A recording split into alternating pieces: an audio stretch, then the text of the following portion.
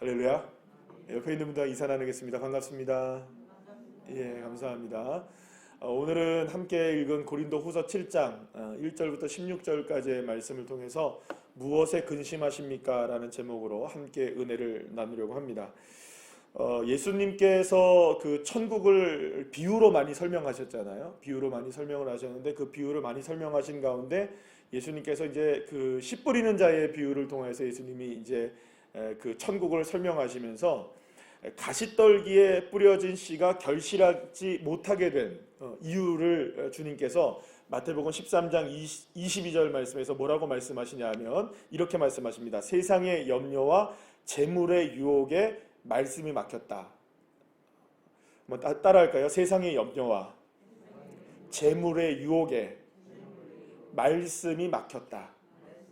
그러니까 가시나무가 결국에는 결실하지 못하게 된 것이 세상의 염려와 재물의 유혹 때문에 말씀이 막혔기 때문이었다라고 얘기를 하는 거죠. 그러니까 예수님은 세상의 염려와 근심, 물질의 유혹이 하나님의 말씀을 막을 만큼 굉장히 강력한 것이라고 우리에게 말씀하고 있다는 것입니다. 그러니까 결국에는 우리가 염려하고 근심하면 그것을 통하여서 하나님의 말씀으로부터 어떻게 된다고요? 멀어지게 된다는 겁니다. 그러니까 여러분, 우리가 하나님과 멀어지게 되는 이유 중에 아주 중요한 원인 중에 하나가 뭐냐면 염려와 근심 때문이라는 거예요. 무엇보다 여러분들 말씀하면 그러니까 성육신하신 예수님이 말씀이시잖아요. 그러니까 말씀이 육신을 입은 게 누구십니까? 예수님이시잖아요. 그럼 말씀이 곧 예수님이라고 우리가 본다면 결국에는 염려와 근심이 우리 마음에 자리 잡고 있으면 결코 예수님이 우리의 마음의 주인이 되지 못하시는. 그래서 우리가 제자 훈련 때 늘 배웠던 것처럼 여러분들 주님이 뭐로 와 계시는 겁니까? 주인으로 와 계시는데 무엇이 되어 계시는 겁니까? 손님이 되어 계시는. 그런 것이 그런 측면이 이제 생기게 된다는 거죠. 무엇 때문에 그렇다는 겁니까? 염려와 근심 때문에 그렇다는 겁니다. 자, 안타까운 것은 많은 그리스도인들이 주님을 그토록 갈망하고 그토록 주님을 뜻대로 살기를 원하고 그렇게 원하면서도 여전히 세상의 염려와 근심과 미움과 탄식으로 가득한 삶을 살아가고 있다는 겁니다. 그러니까 주님 앞에 나와서 기도는 하면서도 늘 언제나 그 기도가 무엇에 바탕을 둔 기도가 되는 겁니까? 염려와 근심을 바탕을 둔 기도가 되니까 사실은 기도를 하면서도 계속 누구와 멀어지는 겁니까? 나는 기도를 열심히 하는데 주님과 멀어지는 거예요. 여러분, 이럴 수 있다는 거예요. 그러니까 우리가 오늘 이 밤에 주님 앞에 나온 여러분들은 주님과 친밀해지시길 소망합니다. 할렐루야. 오늘 함께 주님 내 안에 주님이 계신다고 우리가 찬양 불렀잖아요. 그러니까 주님께서 내 영혼을 세워주시는 은혜의 시간이 되어야 됩니다.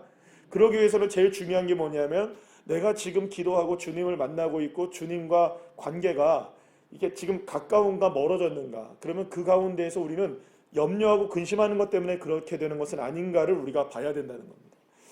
예수님이 길이요 진리요 생명이심을 여러분 믿으시죠? 그런데 정작 마음에는 정말로 주님을 주인으로 고백하지 못하고 그렇게 살지 못하는 사람들이 많다는 것입니다. 그래서 여러분은 주님은 분명히 우리에게 말씀하시죠. 요한복음 14장 1절 말씀 우리 다 같이 한번 읽어볼까요? 시작. 너희는 마음에 근심하지 말라. 하나님을 믿으니 또 나를 믿으라. 예수님은 분명하게 근심하지 말라 이렇게 얘기합니다. 근심 어느 정도 좀 하고 살아가라 이렇게 얘기하지 않고 불가피하니까 근심 좀 해라 이렇게 말씀하지 않으시고 단호하게 뭘 하지 말래요? 근심하지 말라.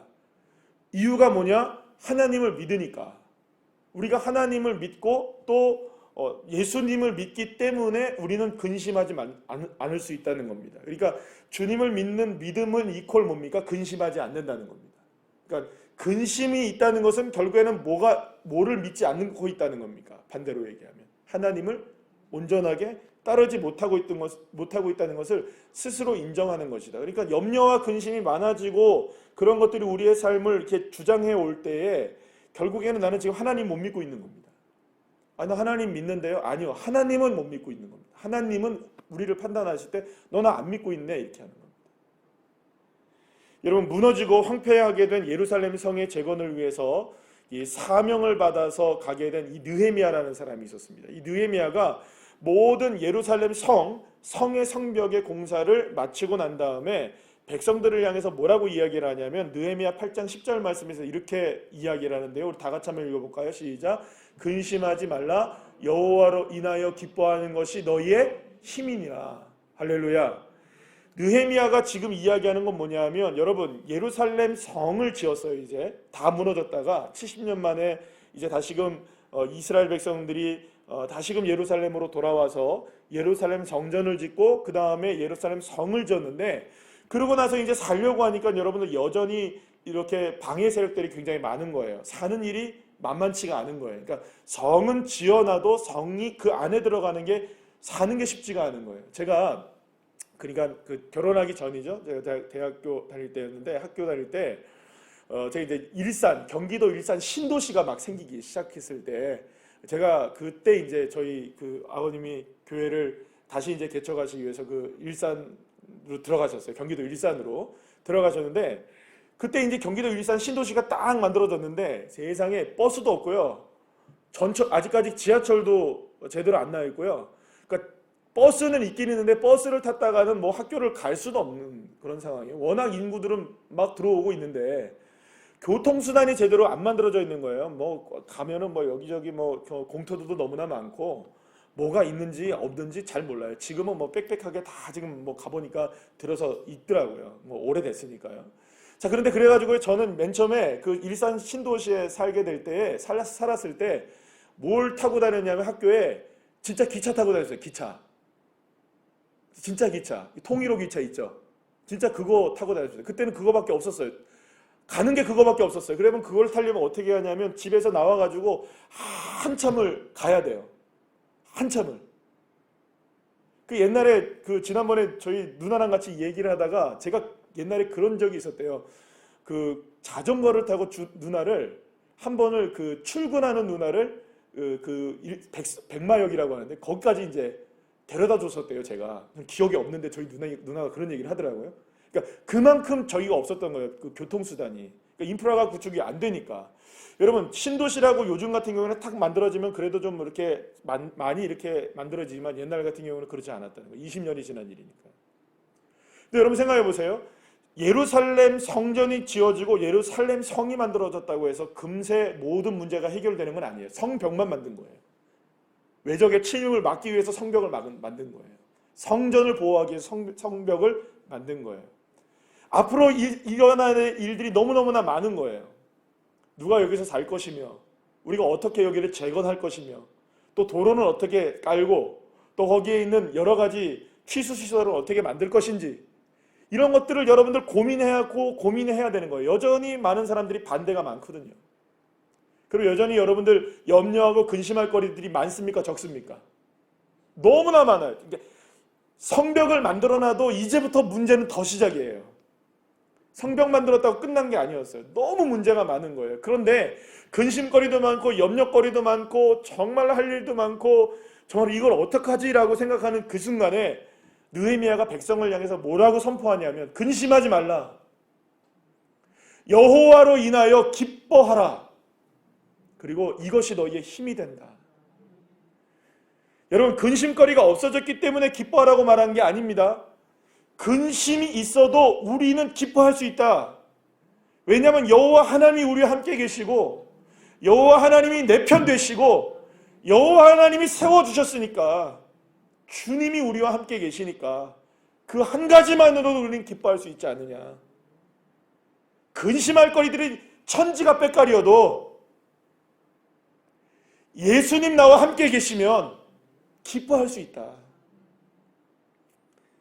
사랑하는 여러분, 염려와 근심을 이길 수 있는 힘이 뭔지 아십니까? 염려와 근심이 해결돼서 문제가 여러분 되는 게 아니라는 거예요.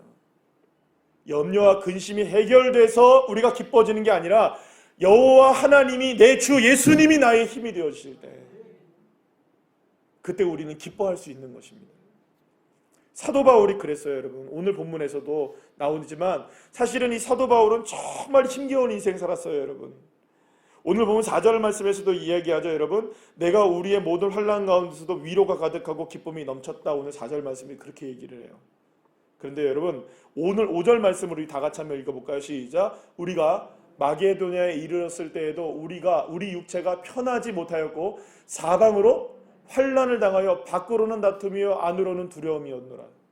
여러분, 그러니까 얼마나 고통과 어려움과, 여러분 정말로 바울이 당한 환난이 결코 가벼운 것이 아니었다는 것을 알 수 있어요. 육체가 불편했대요. 그리고 또 안팎으로 여러 가지 다툼과 두려움이 많았대요. 그러니까 이런 거죠, 여러분. 안팎으로 많았다는 것은 밖으로는 뭐예요, 여러분? 환경이 좋지 못한다는 거예요. 안으로는 어떤 거예요, 여러분? 로마서 7장에서 이렇게 고백하고 있는 것처럼 늘 언제나, 예? 오호라 나는 곤고한 사람이로다.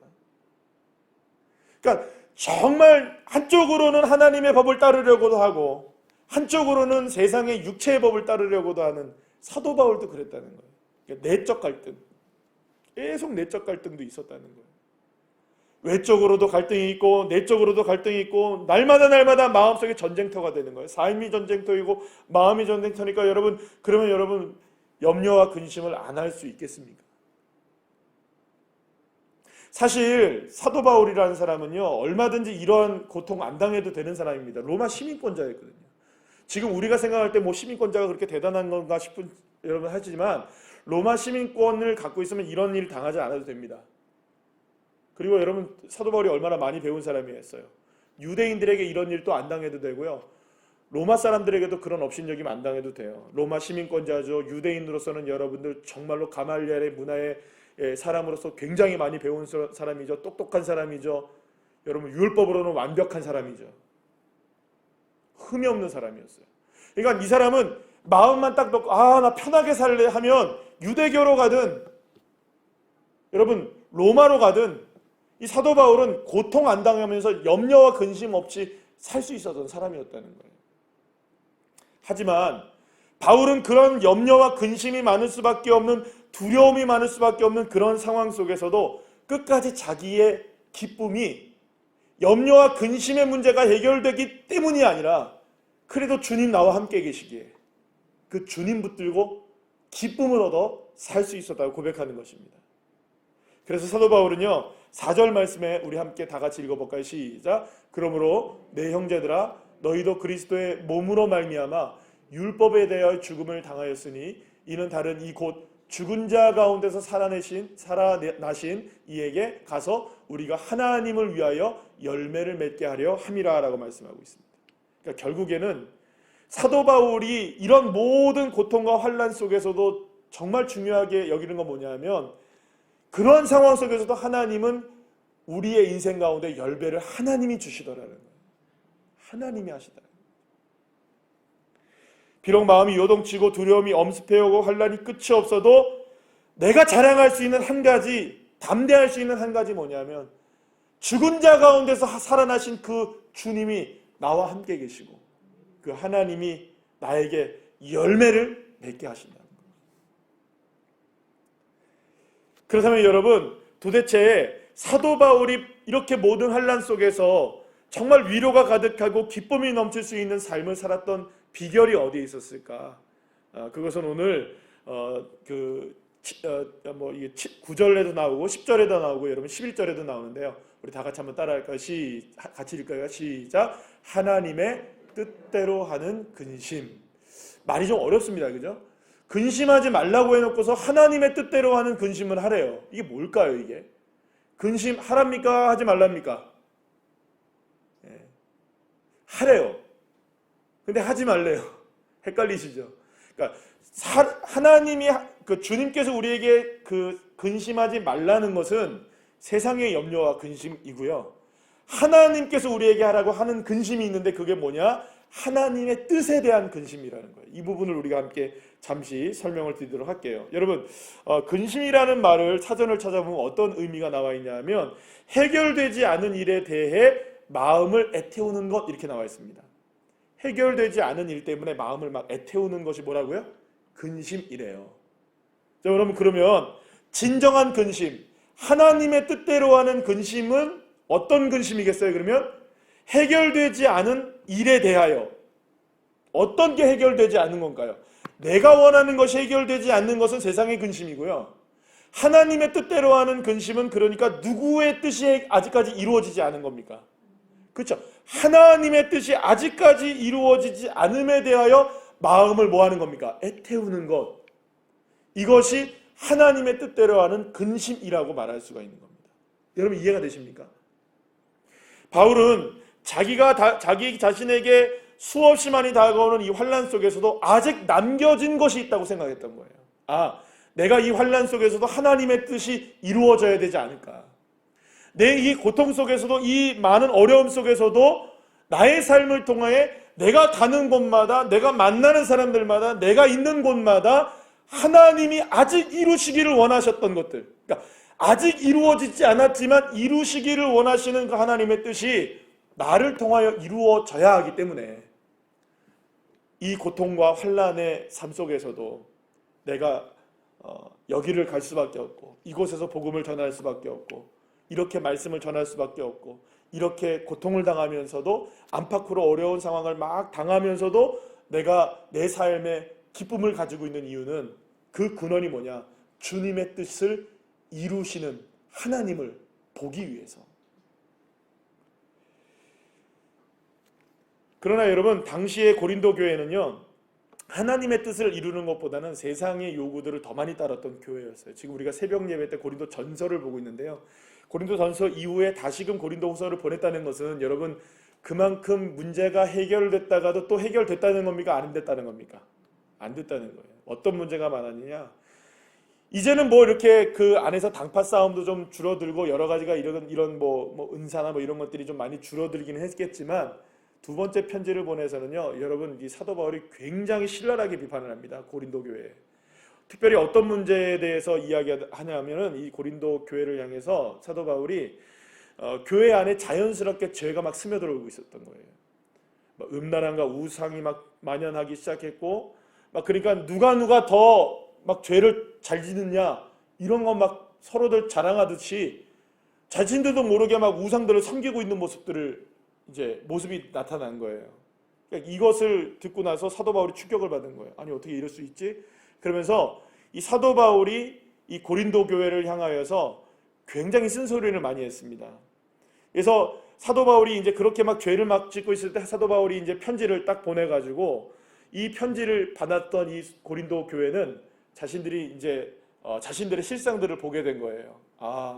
우리가 이렇게 죄를 짓고 있었구나, 우리가 이렇게 음란했구나, 우리가 이렇게 많이 하나님 앞에 멀리 떠나 있었구나, 우리가 세상의 것들을 그토록 바라봤었구나. 회개하고 뭐 돌아오는 그런 죄악의 민낯들이 드러나면서 회개하고 돌아오는 일들이 막 일어나기 시작했습니다. 그러니까 여러분, 사도 바울이 볼 때는 편지를 보내서 성도들이 변화가 됐다면 여러분 그거는 좋은 일일까요? 나쁜 일일까요? 좋은 일이죠. 그러니까 이전까지는 그 고린도 교회 성도들이 어떻게 하면 내가 우상을 섬기고, 어떻게 하면 내가 죄를 더 잘 짓고, 어떻게 하면 주님께 더 멀리 떨어질 수 있을까를 고민하며 살아가는 것 같은 그런 성도들이었는데, 그 편지를 받고 나서 변화가 된 거예요. 어떤 변화가 일어났느냐? 어떻게 하면 하나님의 뜻을 이루고 살까? 어떻게 하면 하나님의 영광을 위해 내가 쓰임받을 수 있을까? 어떻게 하면 내가 주님의 뜻 가운데 거할 수 있을까? 어떻게 하면 무너진 질서를 세울 수 있고, 어떻게 하면 나를 통하여서 하나님의 영광이 드러날 수 있을까? 할렐루야. 하나님의 뜻대로 하는 근심들이 많아지기 시작했던 거였어요. 그래서 고린도후서 7장 11절 말씀 우리 다 같이 한번 읽어볼까요? 시작. 보라, 하나님의 뜻대로 하게 된 이 근심이 너희를 얼마나 간절하게 하며, 얼마나 변증하게 하며, 얼마나 분하게 하며, 얼마나 두렵게 하며, 얼마나 사모하게 하며, 얼마나 열심 있게 하며, 얼마나 벌하게 하였는가. 너희가 그 일에 대하여 일체 너희 자신의 깨끗함을 나타내었느니라. 여러분, 이 말이 어떤 의미인지 아시겠습니까?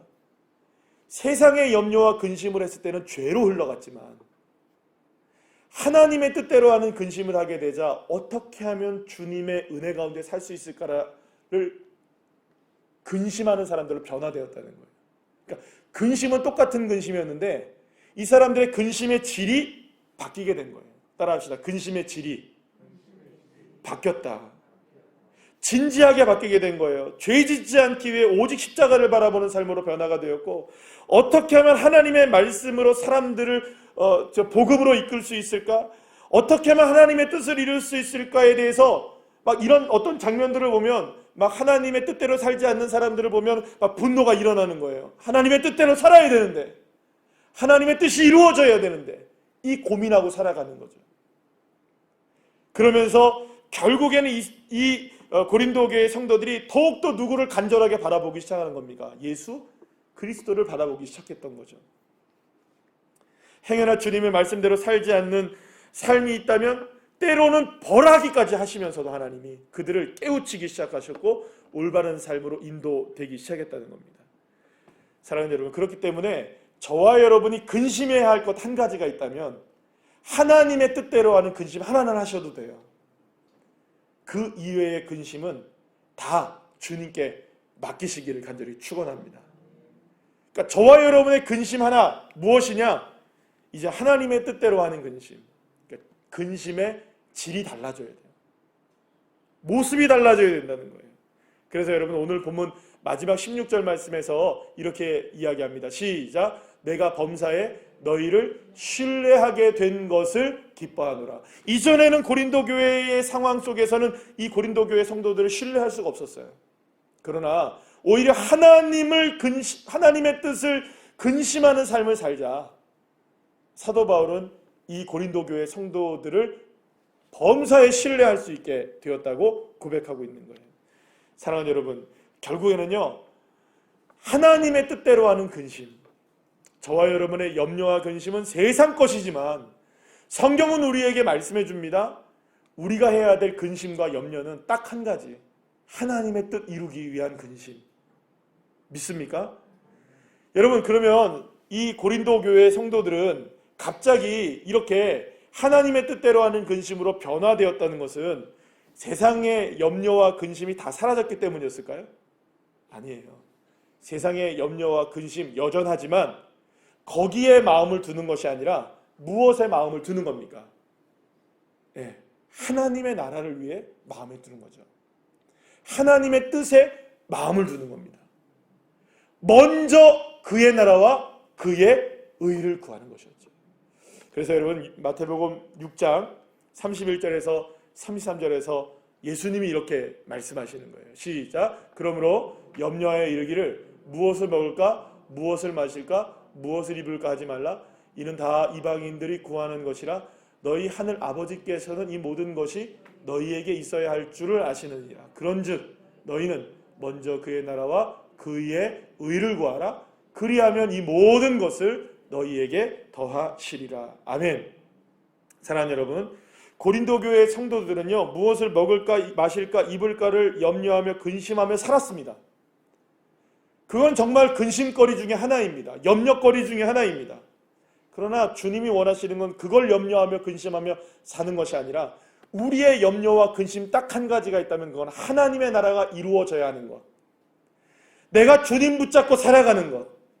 주님 안에 내가 기쁨을 누리는 것. 그걸 붙잡고 살아가면, 그렇게 하나님의 나라를 오히 바라보며 살아가면 성령께서 역사해 주셔서 우리의 삶에 이 모든 것을 어떻게 하세요? 무엇을 먹을까 마실까 입을까 이 모든 것들을 너희에게 어떻게 하신다고요? 더하신다. 그래서 여러분은 에베소 4장 30절 말씀에서 뭐라고 말씀하시냐? 시작. 하나님의 성령을 근심하게 하지 말라. 마가복음 3장 29절에는 이렇게 말씀하십니다. 누구든지 성령을 모독하는 자는 영원히 사함을 받지 못하고 영원한 죄가 되느니라 하시니. 이 말이 무슨 말일까요? 결국에는 성령을 근심하게 하지 말라는 말은 우리의 세상의 염려와 근심으로 인하여 주님과 멀어지고 주님의 뜻을 근심하지 않는 사람이 된다면 누가 근심이 되는 겁니까? 성령이 근심이 되는 거예요. 그러면 성령을 근심하게 하는 사람은 성령을 모독하게 되는 거예요. 여러분, 그러니 저와 여러분이 염려와 근심이라는 것은 그저 해도 되고 안 해도 되는 정도의 문제가 아니라 염려와 근심은, 세상에 대한 염려와 근심은 하지 않는 것입니다. 그러면 우리는 뭐 아무것도 안 하고 사나요? 아무것도 안 하고 살라고 말이 아닙니다. 염려와 근심은 아직까지 이루어지지 않은 일에 대해서 애태우는 것이라고 했죠. 무엇인가가 이루어져야 하는데 그것이 아직 안 이루어졌기 때문에 애태우는 마음이 근심이라고 했단 말이에요. 그러면 여러분 뭡니까? 열심히 일하죠. 최선을 다해서 하시기 바랍니다. 여러분들 사회에서도 열심히 사시고 교회에서도 열심히 사시길 바랍니다. 그런데 그 모든 결과를 누구에게 맡기는 겁니까? 다 하나님께 맡기시면 됩니다. 주님이 이루시는 줄로 믿으시길 바랍니다. 여러분, 아브라함은요, 아들 이삭을 바치라는 하나님의 말씀에 근심하지 않을 수가 없었겠죠. 왜요? 여러분, 어떻게 근심을 안 합니까? 아들을 바치라고 하는데. 고향 갈대우르를 떠나올 때 하나님께서 약속을 어떤 약속을 하셨습니까? 너에게 자손을 주겠다. 그런데 이제 와서 아들 하나 있는 거 그 자손 어떻게 하시겠다는 거예요? 네 손으로 죽여라 하시니까 기가 막히고 코가 막히죠.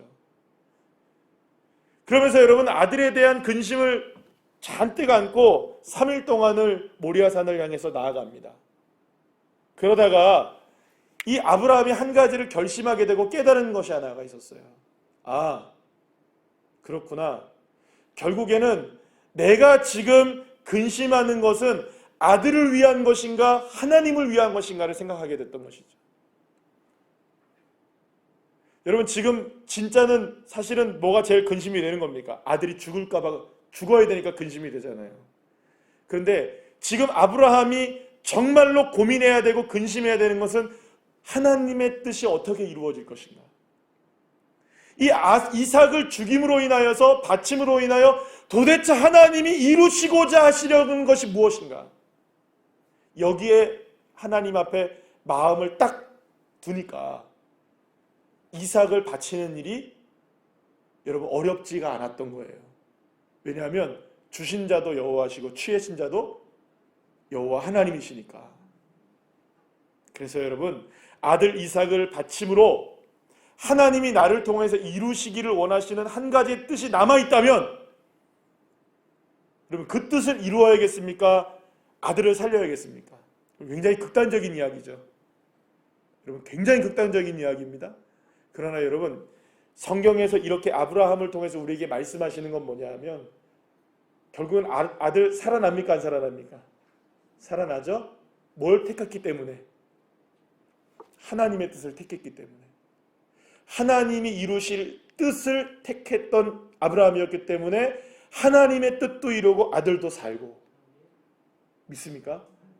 아들만 살리려고 했다면 하나님의 뜻을 이룰 수 없을 줄 몰라요. 아들은 살 수 있어요. 그러나 아브라함에게 중요했던 것은 하나님의 뜻을 이루는 것이었어요. 그래서 아브라함이 믿음의 조상이 된 겁니다. 사랑하는 여러분, 주 예수님을 믿는 우리가 할 수 있는 유일한 근심이 있다면 그것은 하나님의 뜻대로 하는 근심밖에 없습니다. 이 근심은 세상 근심으로 인해서 염려하는 그런 근심이 아니에요. 성령님이 우리에게 주시는 거룩한 근심인 거예요. 그러니까 여러분, 그렇다면 저와 여러분에게 주시는 그 근심이 뭘까? 방금 아까 전에 우리가 마태복음 6장에서 읽었던 것처럼 먼저 무엇을 구하는 겁니까? 하나님의 나라를 구하고 하나님의 뜻을 구하는. 그렇게 주님 앞에 하나님의 나라와 그의 의를 구하게 될 때, 하나님의 뜻을 구하게 될 때 저와 여러분에게는 하나님이 더하시는 축복을 허락해 주실 줄로 믿습니다. 그래서 여러분, 오늘 이 시간에 우리는 염려와 근심거리들이 사실은 있습니다. 그러나 그 염려와 근심을 오늘 이 시간에 바꾸시기를 축복합니다. 어떻게 하면 하나님, 이 일을 통하여서 내가 지금 이 근심하고 있는 이 일이 어떻게 하면 이게 하나님의 뜻을 이루시는 일이 될 수 있겠습니까?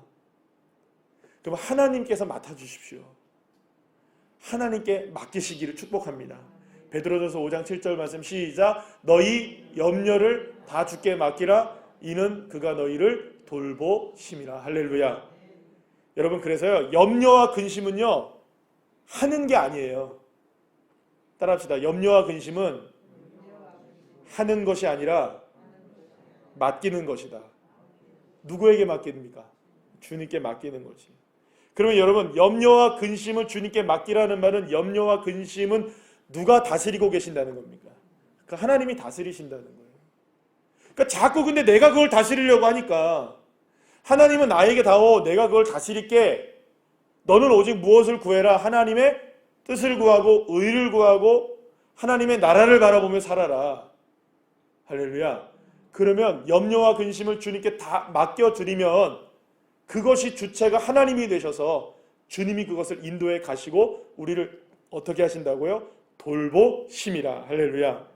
그래서 여러분, 우리가 구해야 하는 것은 뭐냐? 우리가 해야 하는 것. 그러니까 우리가 해야 하는 것이 염려가 아니라고 말씀드렸죠.